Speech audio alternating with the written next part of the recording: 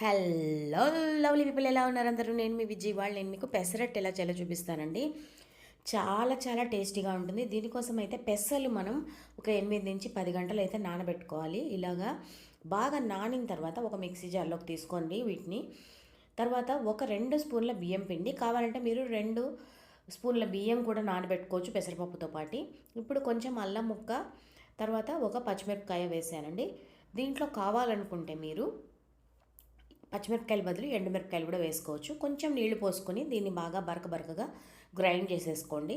మీరు బియ్యం కనుక వేసినట్టయితే బాగా మెత్తగా గ్రైండ్ చేసుకోండి. ఇప్పుడు చూడండి, బాగా సాఫ్ట్గా ఇలాగా మనకి పిండి అయితే రెడీ అయిపోయింది.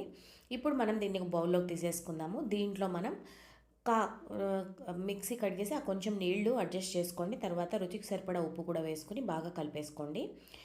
ఈ పెసరట్టు మనం డైరెక్ట్గా అలాగే చేసేయాలి. దీన్ని మనం పులియబెట్టకూడదు, వెంటనే ఫ్రెష్గా చేసేసుకోవాలి.